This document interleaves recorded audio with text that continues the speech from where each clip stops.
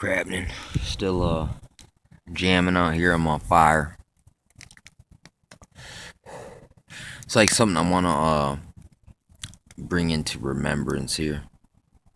It's kind of like when Jesus talked about breaking the bread. Do this in remembrance of him.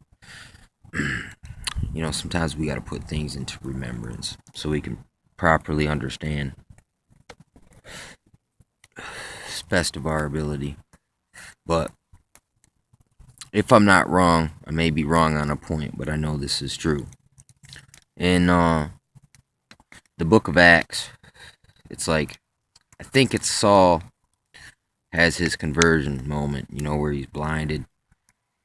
Then he meets a man, and the man unblinds him. And I think the first person, if it isn't Paul, I think there's another part where it's Peter's talking to people, but I think it's Paul. And he comes across this Ethiopian. If you know anything about Ethiopia, man, these are black people. And the guy, basically, he meets a guy on the road, this Ethiopian, and it's obvious the Ethiopian is a Jew. You know what I'm saying? Because he follows Jewish customs. But when he talks to Paul, and then Paul tells him about Christ, instantly, straight away, the man asked to be baptized. So that shows you someone who's seen the truth and exercised faith instantly when they seen truth. And from my understanding, it was a black person. And I think he was, if he wasn't Jew by hereditary, though he may have been, I'm not sure, okay? But he converted right away to Christianity and was baptized. And I think people overlook this a little bit. And you got to see the interplay of these different, what you would call racial groups, but I prefer to say ethnicity. Because in all actuality, the man probably was black, and he was quick to accept Christ like that. You know what I'm saying? So take that into consideration. Okay, now new subject. I came across this guy named Emerson. I read his book, and it talks about this unseen God in nature. But if you study all these cultures, they'll play around with it, and they'll say there's an unseen God in nature, or like Musashi says that the Tao is the footprints of God pointing out the way. So they have an understanding of God, you know what I'm saying, that reveals himself through things in nature. But yet they still want to deny a one true and living God. And these theosophists, which that's what Emerson was, though he was very smart, or what's that dude's name? Man, I can't remember his name, but he almost was president, but he was friends with Roerich. Man, his name Wilson. Can't remember what his name is, man, but I'll remember later, man, but I can't remember what his name is. Look, there's a show called The Untold Truth, or The Untold History of America, and it's by Oliver Stone. It's like his show where he kind of reveals things, but I see he's kind of like leaning towards a pro-communistic. I don't know about that, but he says Russia's not as bad as the Cold War, made them appear to be. And I'm kind of, under that impression, but still they're communists, okay? They were, and they had a very shitty ideology. But that's the past, still relevant, but yet we're a little bit past that now. But when I hear these theosophists, this Emerson, all these spiritists like Blavatsky, even some of I seen how this Hindu type philosophy has entered into the Native American movement, where it's like you're mixing things that they didn't used to say this until now. It's just like some of the doctrines, like I say, like certain Indian tribes kind of were Gaia worshippers, and they had this weird, more I don't know. I can't. Who am I to say weird? But it's very anti-biblical. But then you got other Indians that substantiate the biblical narrative. But it reminds me of when Paul was in Greece, and he went to this temple, and this temple was dedicated to the unknown God. And then Paul was like, "Listen, I can show you of the real God." And you know why you guys give reverence to God, but you unknowingly you don't even know who He is or who to call Him. When hey, I can give you an understanding to who He really is, so you wouldn't have to say the unknown because He has been made known. You know, and this is that theosophist, like having a form of godliness but yet denying the power thereof type situations. You know,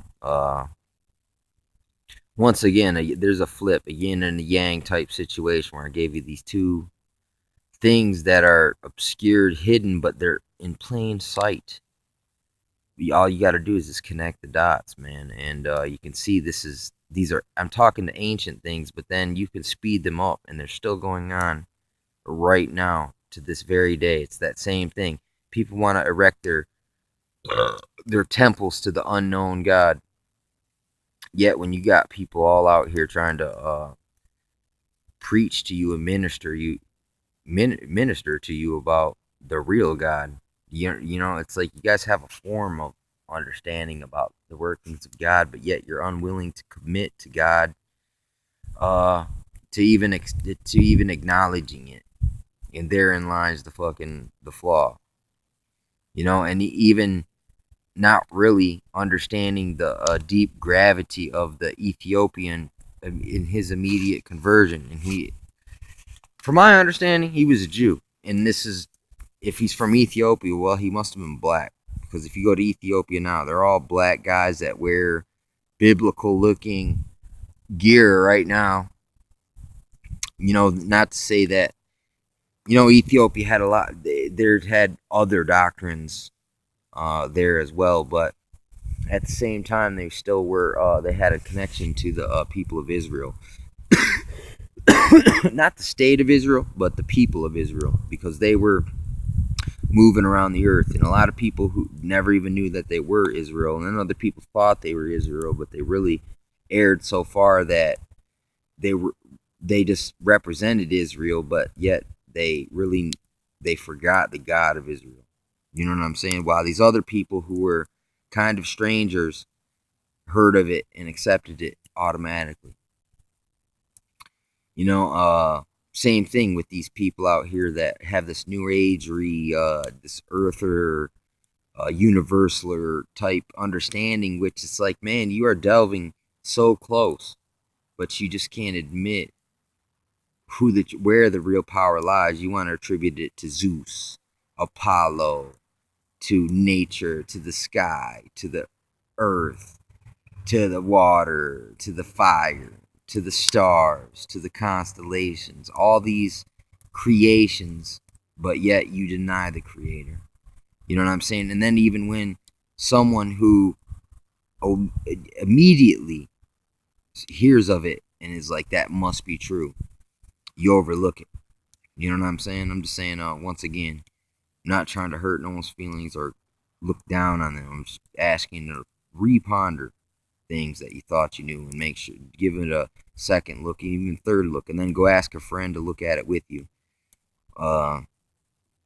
Just so that you can be truly in the know. And so when you're out here giving people advice, you're not giving them bad advice, not because you're just trying to deceive them, just because, look, you missed somewhere in the past. So, look, your advice, not that it's unwanted, but it just, if you don't know the whole, if you don't got a well enough view, you really don't qualify to be someone to speak on it. You'd be better for you just to listen to someone who has a deeper understanding. They've had the time out of the rat wheel to really look at the stuff, and then the right people in their life just to make them ponder, make them entertain the things that aren't easily understood. But then again, they're very simple But for some reason, man, we make it so hard because we always tend to focus and cling on the wrong things.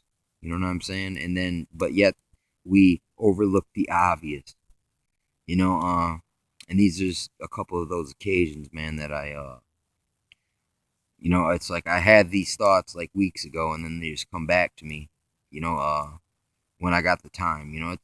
This is a fight against the damn machine. This machine only lets me record so much. It takes so long to get it downloaded, and before you know it, I gotta go to sleep, wake up, and go about my affairs before I got the free time again to get back to it. So, you know, I'm not trying to hurt no one's feelings or rock no one's boat necessarily. It's more or less I'm trying to stop the rocking of the boat and let's come back to reasonable balance and true understanding and true clarity and perspective.